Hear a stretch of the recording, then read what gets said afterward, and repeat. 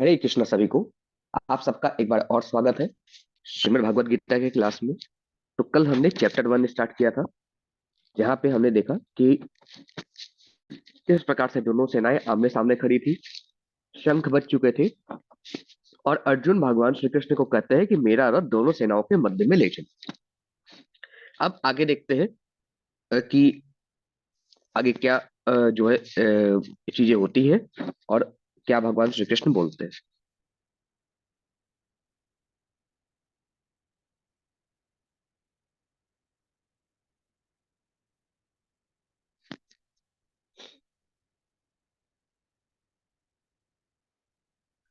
तो हमने श्लोक नंबर 23 तक कर लिया था।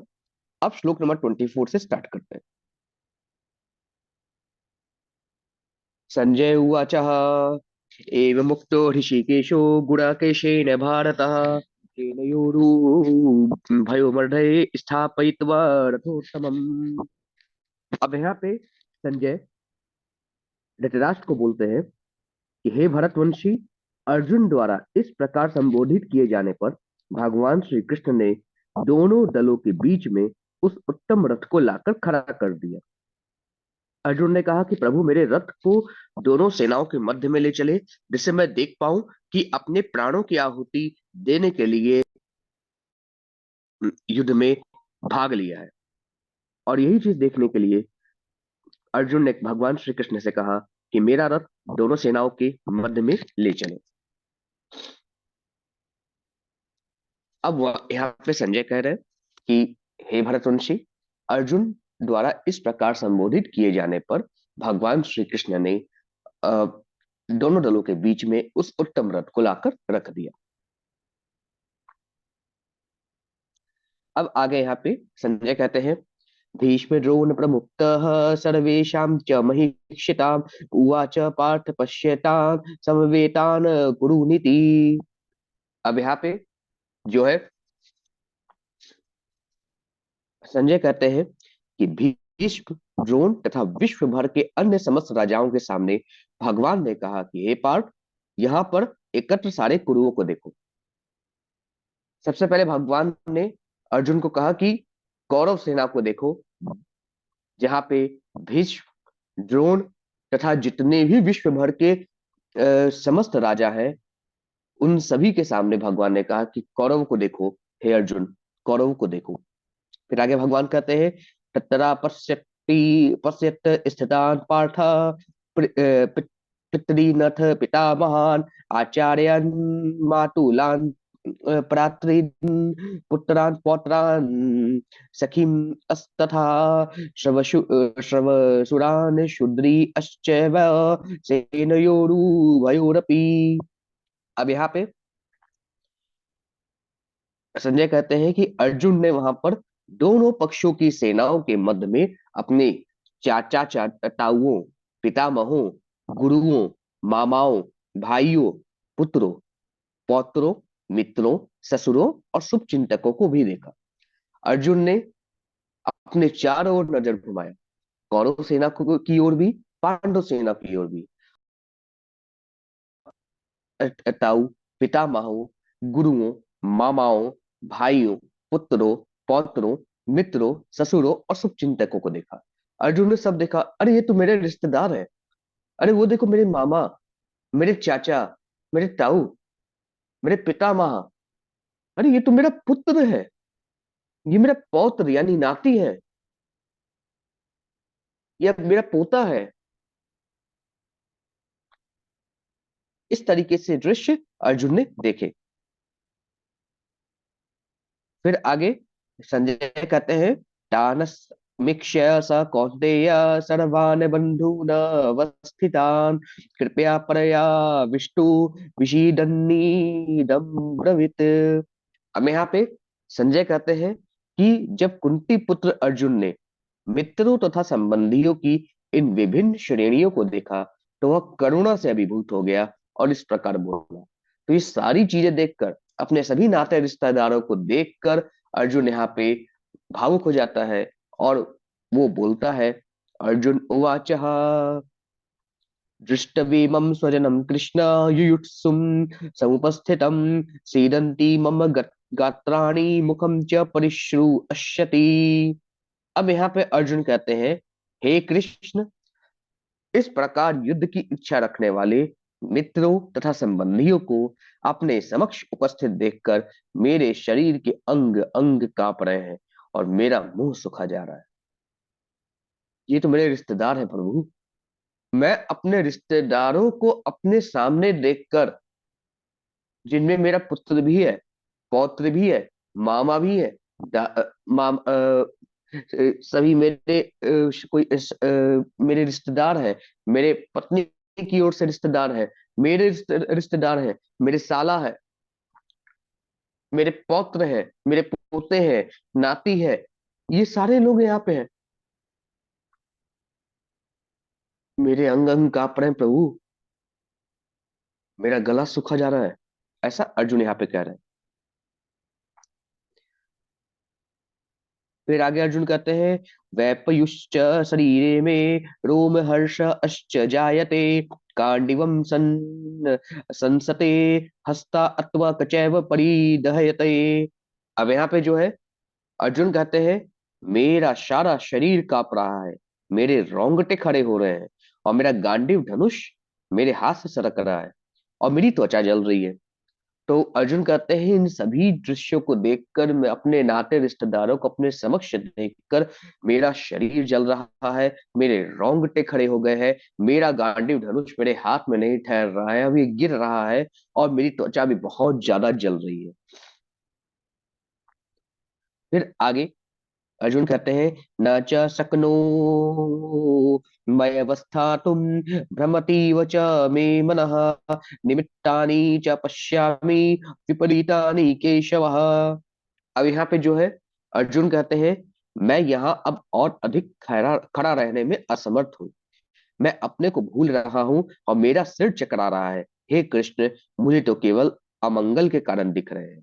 अब यहाँ पे अर्जुन कहते हैं कि हे प्रभु, हे नारायण, अब मैं खड़ा रहने में भी असमर्थ हूँ, मुझे चक्कर आ रहा है ये सारी चीजें देखकर। मुझे तो सिर्फ और सिर्फ अशुभ अमंगल ही दिख रहा है। फिर आगे अर्जुन कहते हैं, न च श्रेयो अनुपश्यामि हत्वा स्वजन्य माहवे न कांक्षसे विजयम कृष्ण न च राज्यम सुखानि च। अब अर्जुन कहते हैं, हे कृष्ण, इस युद्ध में अपने ही स्वजनों का वध करने से न तो मुझे कोई अच्छाई दिखती है, और न मैं उसे किसी प्रकार की विजय राज्य सुख की इच्छा रखता हूं। अब यहाँ पे अर्जुन क्या करते हैं, हे प्रभु, इन लोगों को मारकर, अपने रिश्तेदारों को मारकर राज्य करना मैं नहीं चाहता। इस युद्ध में अपने ही स्वजनों का वध करने में मुझे कोई भलाई नहीं दिखाई देती, या कुछ अच्छाई नहीं दिखाई देती। न तो मुझे विजय की कामना है, न मुझे सुख की कामना है, न मुझे राज्य की कामना है। अपने लोगों का वध करके मुझे राज नहीं करना पड़ेगा। ऐसा अर्जुन भगवान श्री कृष्ण को कहते हैं। फिर आगे अर्जुन कहते हैं, किम नो राजेन गोविंद किम भोगी भोगे जिर्वीते न वा ये शामर्थे कांक्षितम नो राज्यम भोगः सुखानि च त इमे अवस्थिता युद्धे प्राणाम अस्त्य कत्वा धनानि च आचार्यः पितरः पुत्रस्तथैव च पितामहः मातुलः श्रवशूरा पौत्राश्यालः संबंधी अनस्तथा एतानन हन्तुमिच्छामि धनतु अपि मधुसूदन अपि त्रैलोक्य राज राज्यस्य हेतुः किं नु मही कृते निहत्य धार्तराष्ट्रान्नः का प्रीति सयाज जनार्दन सयाज जनार्दनः। अब यहाँ पे अर्जुन क्या करते हैं, हे गोविंद, हमें राज्य सुख अथवा इस जीवन से क्या लाभ, क्योंकि जिन सारे लोगों के लिए हम उन्हें चाहते हैं वही युद्ध भूमि में खड़े हैं। हे मधुसूदन, जब गुरुजन, पितृगण, पुत्रगण, पितामह, मामा, ससुर, पौत्रगण, साले तथा अन्य सारे संबंधी अपना धन एवं प्राण देने के लिए तत्पर हैं और मेरे समक्ष खड़े हैं, तो फिर मैं इन सबको क्यों मारना चाहूंगा, भले ही वे मुझे क्यों ना मार दे। हे जीवों के पालक, मैं इन सबों से लड़ने को तैयार नहीं हूं, भले ही बदले में मुझे तीनों लोग क्यों ना मिलते हो। इस पृथ्वी की तो बात ही छोड़ दे, भला धृतराष्ट्र के पुत्रों को मारकर हमें कौन सी प्रसन्नता मिलेगी। अब देखिए, अर्जुन को यहाँ पे सभी रिश्तेदार और नातेदारों का मोह हो गया। जहां पे वो कहता है, मेरे सामने तो मेरे मामा, मेरे साले, ये सारे लोग खड़े हैं। हो सकता है कि अपना तन मन धन लगा के मुझे मारने आए, ये ज्येष्ठ है, या मेरे पुत्र, मेरे पौत्र, नाती, पोते, ये सब मेरे हाथों से मारने योग्य नहीं है, ये तो बालक है। और मेरे ज्येष्ठ लोग खड़े हैं, जैसे गुरुजन है, पितामह है, और भी बहुत सारे श्रेष्ठ लोग हैं। तो मुझे मार भी दे तो मुझे कोई फर्क नहीं पड़ता, मैं तो इन लोगों को नहीं मारूंगा। मैं इन लोगों को मारकर राज्य नहीं भोगना चाहता, मुझे इस तरह के राज्य सुख की कामना नहीं है। मुझे त्रिलोक का राज भी दे दिया जाए तो भी मैं इन लोगों को नहीं मारूंगा। ऐसा अर्जुन ने भगवान श्री कृष्ण को कहा कि प्रभु, मैं लोगों को मार कर तो शासन नहीं करना चाहता, क्योंकि जो शासन है, जो राज्य सुख है, इन्हीं लोगों के लिए तो है, इन्हीं लोगों के साथ भोगने के लिए है। इन्हीं को मारकर राज्य करना मुझे कोई भलाई नहीं दिखाई देती, मुझे नहीं करना प्रभु। ऐसा अर्जुन ने कह दिया। अब आगे अर्जुन कहते हैं, पापमेवा अश्रयेदस्मान् हत्वैतानाततायिनः कस्मान् नाहारा वयं हन्तुं धार्तराष्ट्रान् संवान् धवान् स्वजनं हि कथं हत्वा सुखिनः सयाम माधव। अब यहाँ पे अर्जुन कहते हैं, यदि हम ऐसे आतताइयों का वध करते हैं तो हम पर पाप चढ़ेगा।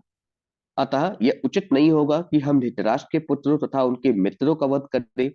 हे लक्ष्मीपति कृष्ण, हम इससे हमें क्या लाभ होगा, और अपने ही कुटुंबियों को मारकर किस प्रकार हम सुखी हो सकते हैं। अब यहाँ पे अर्जुन कहता है, प्रभु अगर पापियों का वध करेंगे तो पाप तो लगेगा ना, दूसरों की हत्या करने में पाप तो लगेगा ना, भले वो अत्याचारी हो, भले वो आतताई हो, लेकिन अगर उनको हम मारेंगे तो हमें हत्या करने का पाप लगेगा। दूसरी चीज प्रभु, कि अपने लोगों को ही मारकर राज करना अच्छी बात है क्या। अपने ही मामा को मार ले, अपने ही पोते को मार के, अपने साले को मार के, ससुर को मार के, अपने ताऊ चाचा को मार के, अपने पितामह का हत्या करके जो कि पूजनीय है, अपने गुरुजनों को मार के जो कि पूजनीय है, उनकी हत्या करके मैं राज करूं? नहीं प्रभु, ये तो मैं नहीं करूंगा। इससे क्या लाभ होगा? अपने ही कुटुंबियों को मारकर मैं राज नहीं करना चाहता। ये अर्जुन का है प्रश्न भगवान श्री कृष्ण से। फिर आगे अर्जुन कहते हैं, यद्यपि उपहत चेतसः कुलक्षय कृतं दोषं मित्रद्रोहे च पातकं कथं न ज्ञेयमस्याभिः पापादस्मान् निवर्तितुं कुलक्ष्य कृतं दोषं प्रपश्य दीभर्जनार्दनः। अब यहाँ पे अर्जुन कहते हैं, हे जनार्दन, यद्यपि लोभ से अभिभूत चित्त वाले ये लोग अपने परिवार को मारने या अपने मित्रों से द्रोह करने में कोई दोष नहीं देखते, किंतु हम लोग जो परिवार की विनष्ट करने में अपराध देख सकते हैं, ऐसे पाप कर्मों में क्यों प्रवृत्त हो। अब अर्जुन यहाँ पे एक्सप्लेनेशन भी देते हैं कि हो सकता है मेरे मामा, मेरे चाचा, मेरे ससुर, मेरे साले, मेरे पोते नाती, ये सब में हो सकता है कुछ दोष आ गया, जिसके कारण उनको ये नहीं दिख रहा है कि मैं भी उनका रिश्तेदार हूं और मुझे मारने को आए हैं। मार लेने दीजिए प्रभु। लेकिन हम लोग तो समझदार लोग हैं ना, हम तो देख सकते हैं ना कि ये तो विनाश है, अपने रिश्तेदारों को नहीं मारना चाहिए, ये सारी चीजें विनाश का कारण है।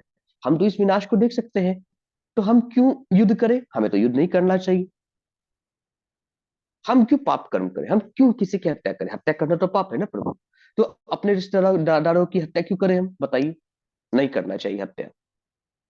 हो सकता है उन वो सारी चीजें भूल गए हो, लेकिन हम लोग तो समझदार लोग हैं, हमें धर्म का पालन करना चाहिए, ऐसा अर्जुन का कथन है। फिर आगे अर्जुन कहते हैं, कुलक्षये प्रणश्यन्ति कुलधर्माः सनातनः धर्मे नष्टे कुलं कृतसन् धर्मो अभिभवत्युत।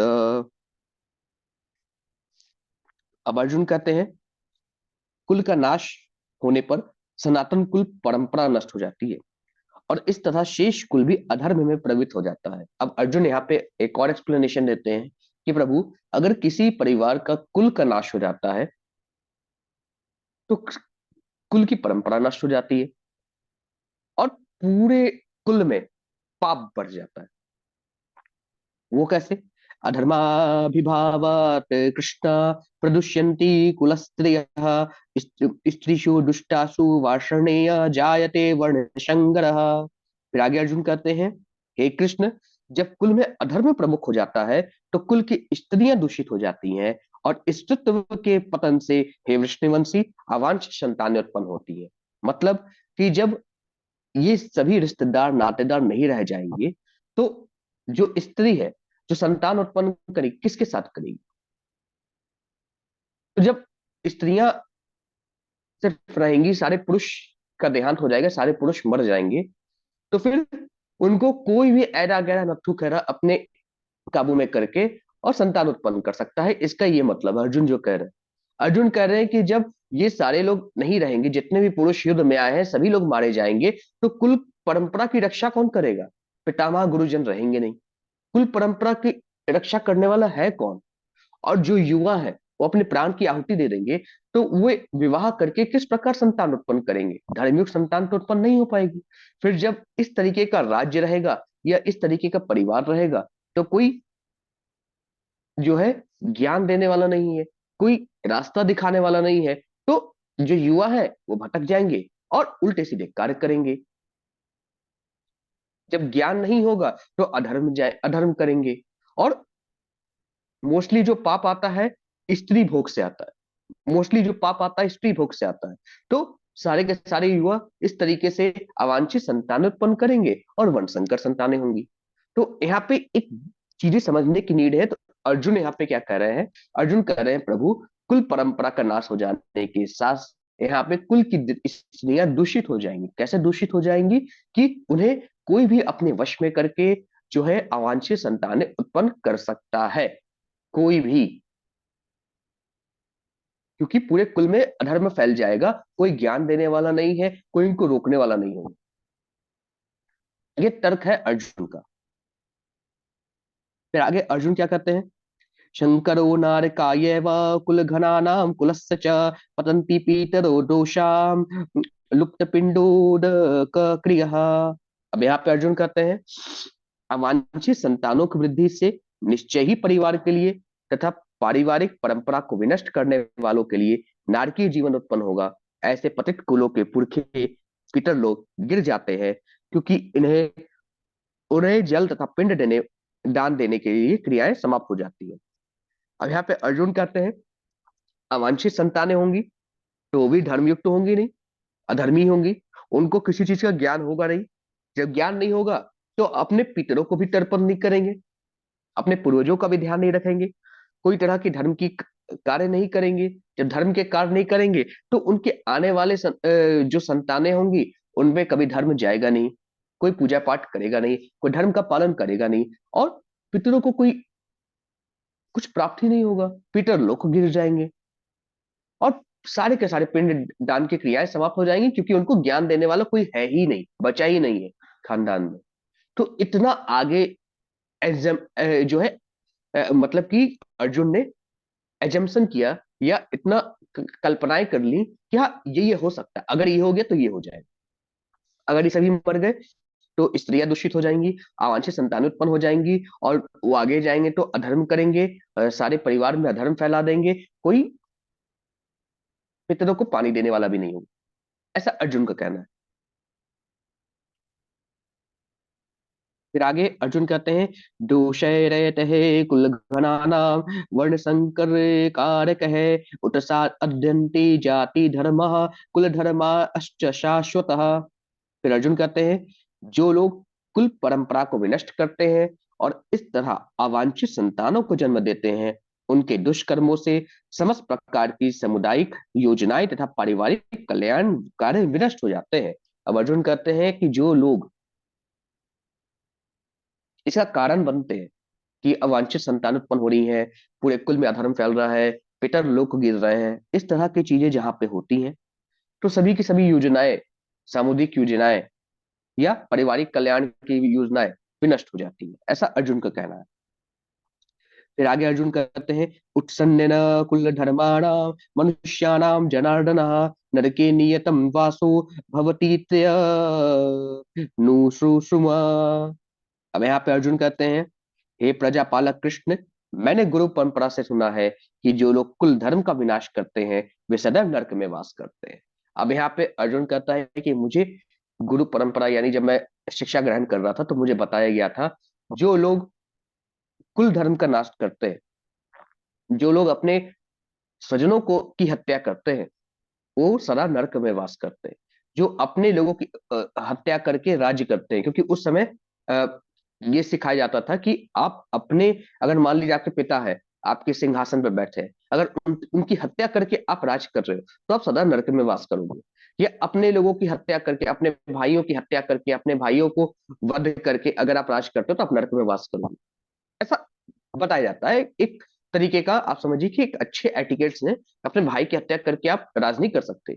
और ये वाला शिक्षा अब अर्जुन भगवान श्री कृष्ण को कह रहे हैं कि प्रभु, मैंने गुरु परंपरा से सुना था कुल धर्म नष्ट करने वाले या अपने लोगों को मार कर राज करने वाले पापी होते नरक में वास करते हैं, मुझे नरक नहीं जाना प्रभु। अब यहाँ पे अर्जुन कहते हैं, अहो बत महत पापम कर्तुम वैवसिता वयम यद राजय सुखलोभेन हंतुम स्वजन मुद्यतः। अब यहाँ पे अर्जुन कहते हैं, ओहो, कितने आश्चर्य की बात है कि हम सब जघन्य पाप कर्म करने के लिए उद्यत हो रहे हैं, राज्य सुख भोगने की इच्छा से प्रेरित होकर हम अपने संबंधियों को मारने जा रहे हैं। अब अर्जुन कहते हैं, हे प्रभु, कितने आश्चर्य की बात है ना, हम सब कुछ जानते हैं, फिर भी हम इस जघन्य कर्म को करने जा रहे हैं, लोगों को मारने जा रहे हैं। राज्य सुख भोगने की इच्छा से प्रेरित होकर हम राज्य सुख भोगना चाहते हैं, इच्छा है हमें, हम अपने संबंधियों को मारने पर तुले हैं कि हम इनको मारेंगे फिर हम राज करेंगे, हमें राज्य नहीं मिल रहा है, अपने चाचा मामा ताऊ को मारो, साले को मारो, पोते को मारो और फिर राज करेंगे। ये कैसी भावना है हमारे अंदर, अर्जुन ऐसा सोच रहा है। फिर आगे अर्जुन कहते हैं, यदि माम प्रतीकार शस्त्रम शस्त्र पाणय धातराष्ट्र न रणे हन्यु अस्तन में क्षेमतरम भवेत। अब यहाँ पे अर्जुन कहते हैं, यदि शस्त्रधारी धृतराष्ट्र के पुत्र मुझ निहत्थे तथा रणभूमि में प्रतिरोध न करने वालों को मारे तो यह मेरे लिए श्रेयस्कर होगा।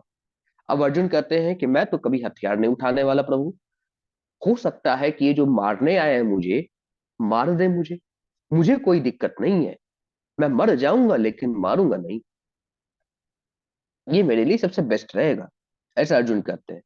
अब यहाँ पे संजय कहते हैं, संजय उवाच एव मुक्ते वा अर्जुन संख्ये रथोपस्थित उपाविशत विसृज्य शशरम चापम शोक संविघ्न मानसः। अब यहाँ पे संजय कहते हैं, युद्ध भूमि में इस प्रकार कहकर अर्जुन ने अपना धनुष तथा बाण एक ओर रख दिया और शोक संतप्त चित्त से रथ के आसन पर जाकर बैठ गए। इतना सब बोलकर अपना गांडीव धनुष नीचे रखकर आसन पे जाके चुपचाप बैठ गया अर्जुन। तो इस प्रकार भगवत गीता के प्रथम अध्याय कुरुक्षेत्र के प्रथम युद्ध स्थल में सैन्य निरीक्षण का भक्ति वेदांत तात्पर्य पूर्ण हुआ। बोलिए श्री कृष्ण भगवान की जय, वृंदावन बिहारी लाल की जय, बाके बिहारी लाल की जय। हरे कृष्णा।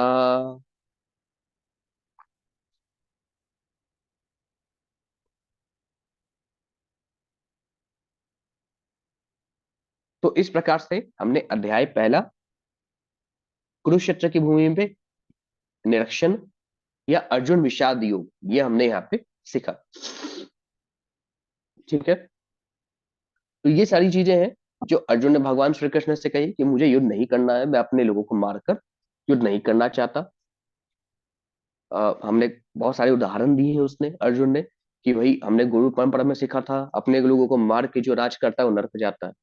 अ, अगर हमने इन लोगों को मार दिया, बहुत सारी रीजन दिया अर्जुन ने कि अगर हमने इन लोगों को मार दिया तो फिर कुल परंपरा नष्ट हो जाएगी, फिर स्त्रियों का सतीत्व नहीं बचेगा, कोई भी आके जो है उनके साथ संतान उत्पन्न कर देगा, वर्ण संकर संतान उत्पन्न हो जाएगी।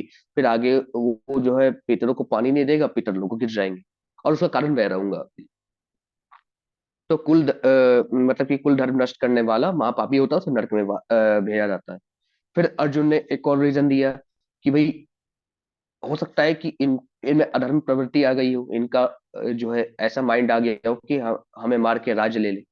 मार डालने दीजिए प्रभु इनको, मुझे मार डाले, मुझे कोई दिक्कत नहीं, सबसे बेस्ट मेरे लिए। लेकिन इनको मारकर मुझे त्रिलोक का राज भी दे दिया जाए तो भी मैं नहीं लूंगा, क्योंकि हम लोग तो अच्छे लोग हैं, हम लोग जानते हैं कि पाप है, तो भी हम क्यों पाप करें? किसी को मारना ही तो गलत है। ये अर्जुन कह रहा है। वह अर्जुन जिसके सामने दुर्योधन और उसके भाई दुशासन ने उसकी पत्नी को वस्त्र हरण करने का पाप किया था, और वह अर्जुन आज इस प्रकार की बातें कर रहा है। वस्त्र हरण एक समझिए कि राजा, एक राजा की पत्नी, और वो भी ऐसे वैसे राजा नहीं, ऐसे वैसे राजा नहीं। उन्होंने जो राजस्व यज्ञ किया था, जहां पे समस्त राजाओं ने उनको राजा स्वीकार किया था, मतलब कि राजाओं के भी राजा, उनकी पत्नी के साथ इस तरह का व्यवहार किया जा रहा था, और सभी चुप थे। उसमें अर्जुन भी थे। अर्जुन ने संकल्प लिया था कि मैं किसी को छोड़ूंगा नहीं, और आज अर्जुन इस प्रकार की बातें कर रहा है।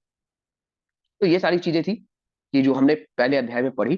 बाकी अध्याय नंबर 2 से कल से स्टार्ट करेंगे। ठीक है, अब थोड़ा कीर्तन कर लेते हैं। ओम नमो भगवते वासुदेवाय। ओम नमो विष्णुपादाय कृष्णपृष्ठाय भूतले श्रीमते भक्ति वेदांत स्वामी इति नामिने। नमस्ते सरस्वती देवे गौरे वाणी प्रचारिणी निर्विशेष शून्यवादी पाश्चात्देशितारिणि। जय श्री कृष्ण चैतन्य प्रभु नित्यानंद श्री अद्वैत गदाधर श्रीवासारि गौरा भक्ति वृंदा। जय श्री कृष्ण चैतन्य प्रभु नित्यानंद श्री अद्वैते गदाधर श्रीवासारि गौरा भक्ति वृंदा। हरे कृष्णा कृष्ण कृष्ण हरे हरे, हरे रामा हरे रामा, राम राम हरे हरे। हरे कृष्णा कृष्ण कृष्ण हरे हरे, हरे रामा हरे रामा, राम राम हरे हरे। हरे कृष्णा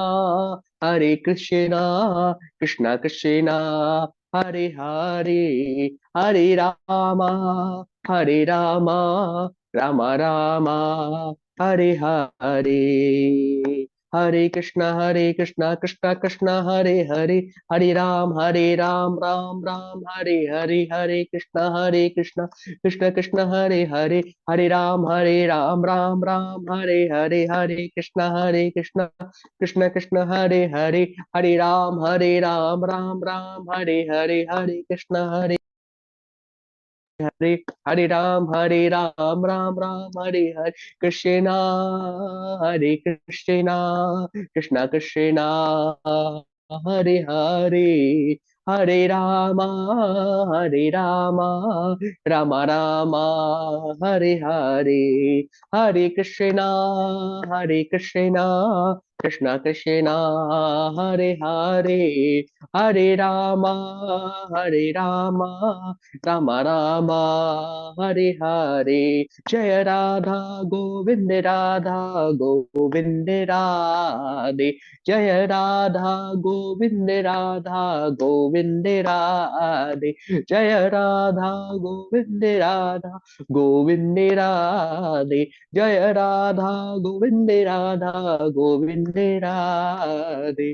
जय गौर निताय, जय गौर निताय, गौर निताय जय गौर निताय, जय गौर निताय, जय गौर निताय, गौर निताय जय गौर निताय। जय जय प्रभुपाद प्रभुपाद प्रभुपाद, जय जय श्रील प्रभुपाद, जय जय प्रभुपाद प्रभुपाद प्रभुपाद, जय जय श्रीला प्रभुपाद। जय गुरुदेव गुरुदेव गुरुदेव गुरुदेव, जय जय गुरुदेव गुरुदेव गुरुदेव गुरुदेव। हरे कृष्णा।